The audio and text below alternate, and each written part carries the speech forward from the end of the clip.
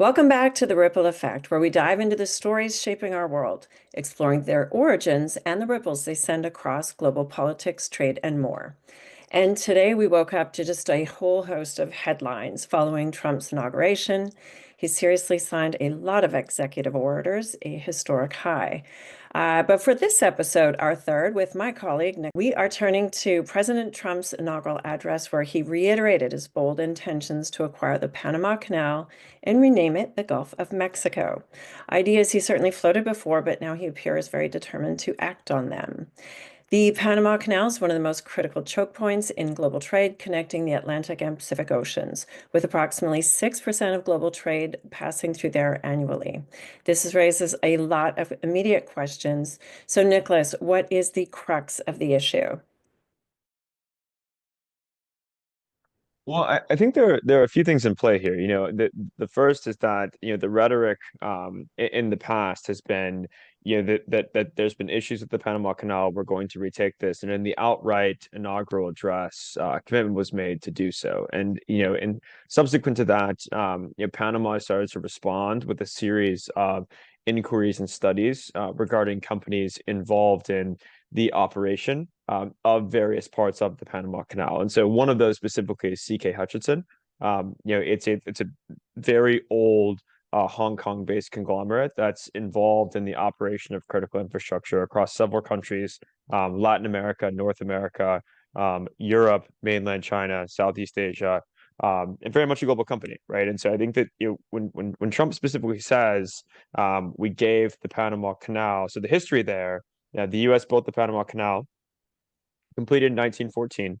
And the process to hand it back to Panama began in the late 70s. It was completed in 1999. Panama then, at their expense, subsequently expanded the canal in 2016. And so, the sovereignty has been there for just over 25 years. There's been material investment in the canal and its related ancillary infrastructure by the Panamanian government. To that point, and where really the crux of the issue begins in the late 90s, CK Hutchinson won a tender to operate the and have the significant investment in, not own. Bear in mind, they don't own this; they operate it under a Okay. concession. And so these two entry points, as mentioned, Pacific and Atlantic, are operated by this company. And so when Trump is saying this is operated by China, what he's referring to is that there are two Hong Kong-based companies that operate critical entry points on either side of the canal. That after the national security, the changes in Hong Kong could fall very easily under the purview of the Chinese Communist Party. And so this is really the crux of the issue and why there is so much attention being drawn to this at this point. And in response to the rhetoric yesterday, there was this inquiry, the initiation of the inquiry, so to say, by Panama into CK Hutchinson, the nature of their operations, and trying to prove that they have no history of being hostile to any host government where they operate a concession. And so that's really how this issue has originated and how it's been brought to the forefront under the guise of China operating the canal. Okay, interesting. And does that fall under Hutchison Ports then? Yeah, so Hutchison Ports is a specific subsidiary that is engaged in this activity in the Panama Canal transit jurisdiction. Right. Okay. And fairly global then, as a company operating ports all over the world, I think in 26 countries. And no history of being hostile to any of these host governments. And really the company itself, the predecessor has been around since the 1850s, controlled by the Li Ka-shing the empire, and really a business empire. And it's a very interesting situation now that we've diverged quite significantly from historical posturing. Um,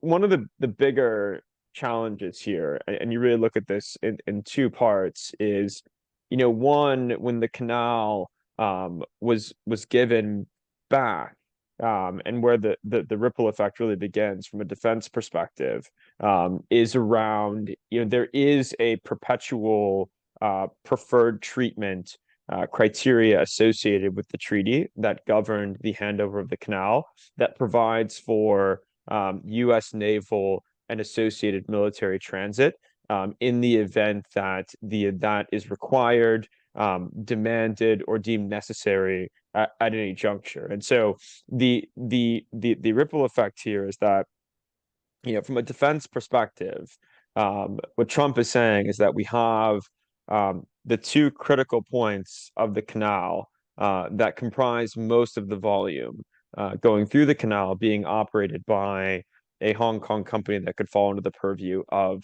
Chinese influence. And, in the event that China were to use that as dual use infrastructure, commercial and military, there are significant implications as to U.S. security and broader Latin American security for those countries that have no the alignment with China, or are wholly reliant on U.S.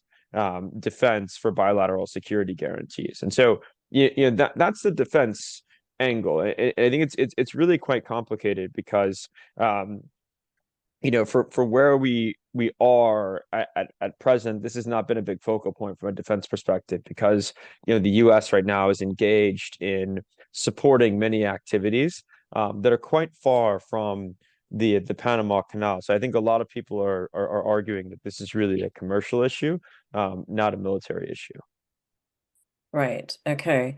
But I mean, could control over a strategic choke point like the Panama Canal be leveraged against adversaries reliant on the canal for military operations and trade? And this is it's very astute point, 'cause I think that that's where this becomes a highly complex circumstance because, if you look at, so the concession slash the concession that grants CK Hutchison slash Hutchison Ports the ability to operate these areas was brought up in 2021, and was renewed without a tender, and the reason for that was due to the stated lack of interest from global parties, specifically U.S. companies, in engaging in that tender. And I think that, if you look at Latin America and the importance of the canal and the economic situation at present, so take the last time Trump was in office, right? So what the one of the biggest choke points of the tariff and trade dispute was around agricultural commodities, where Latin America is a pivotal region, and a lot of the supply that was traditionally coming from the U.S. being exported to China was replaced by exports from Brazil and other countries in Latin America that are heavy on agricultural commodities. And so, with the Panama Canal being a critical choke point for transit of these commodities, and to that follow-on point, Latin America for a long time has been reliant on Chinese foreign direct investment for critical infrastructure and to grow the base of real assets from which to discern services economy and other parts of their development, right? And so the U.S. has been absent from that table for quite some time, and that's created really a big change in influence. And I think that what you've seen is a lot of countries in Latin America. I mean, Brazil is, one of the key constituents of the BRICS framework to get away from the U.S. dollar. They've hedged themselves, right? They have a good relationship with the U.S., maybe reliant on the U.S. for security guarantees, and that's what Donald Trump has brought to the forefront. But they're relying on China for foreign direct investment. And it's interesting. The critical transit, irreplaceable transit corridor for a lot of this is the Panama Canal, and that extends to Chile with critical minerals, in other parts of Latin America. And so I think that the challenge you have here is that, if you take the view from the people who this is impacting, not from a U.S. perspective, but from the on the ground Latin America perspective, if I'm saying I have a transit corridor that is critical to my economy that's going to change hands, Mhm. and the party which is going to be in control of that has not been a substantial participant in investing in my economy, and the party that is departing or shifting position, so to say, not assuming that this power dynamic exists, is going to pull back, right? I would be requesting significant assurances that some kind of investment is going to continue, and there's going to be a coordinated effort for enhanced economic exports slash investments from the U.S. to Latin America, because right now China's filled that void and gained the influence subsequent that comes with doing so. Yeah, absolutely. And you and I have covered the whole critical minerals and supply chain. Chile being the world's largest copper producer, exports a lot, significant quantity to Asia, particularly China. So any disruption or preferential treatment in the canal could really impact shipping costs, delays, redirect supply chains, etc. And Brazil being a producer of rare earth elements, Peru also exporting copper and zinc, they're going to face similar challenges on top of agriculture. There's a lot there. Yeah, and I think that what this really comes down to, is the US and China are going to have to figure out the world is too interconnected for them to fully decouple. And so what has to happen here is as Trump took office yesterday, that some type of reset framework or floor has to be placed underneath the tension. And this will be one of the first real case studies of how the US thinks about this in the advent of critical infrastructure that is associated with economic aims and military aims. And I think that, if you take the other side of the coin here, if I'm China, I'm saying you have a substantial security presence in my backyard. We do not have a substantial security presence in your backyard outside of a Hong Kong-based company that's come here.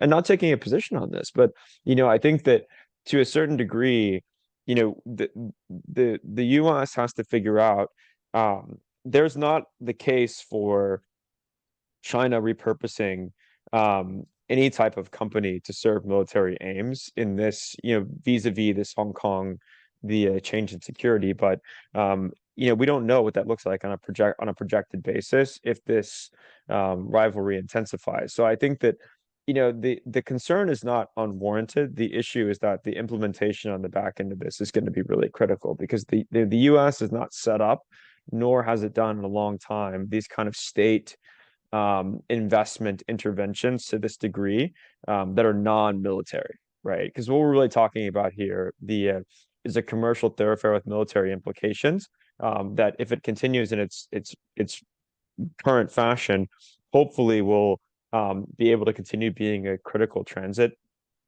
corridor for Latin America as it receives more investment to scale up agriculture. I mean, a big part of this too is you think about not just China, the US, but also places like the Middle East that rely or increasing the trade. The EU just did their Mercosur trade deal to increase trade with Latin America. And so, it's increasingly becoming the a global raw materials superpower.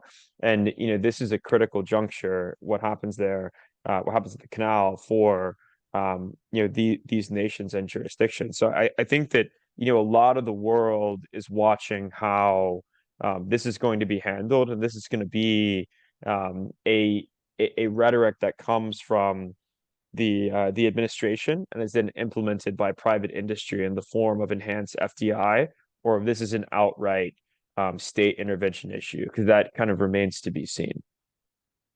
Yeah, absolutely. I mean, there's both the defense side and the economics. A lot to keep our eyes on and follow the ripple effect of this one.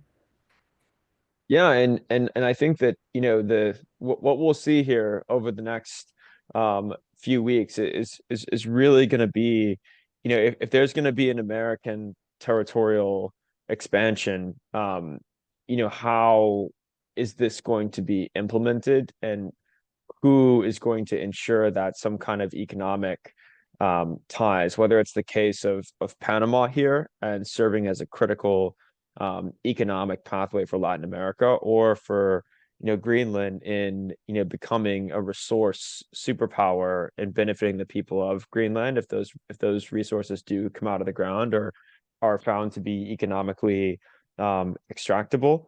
what that framework looks like is the world is watching. The world is watching.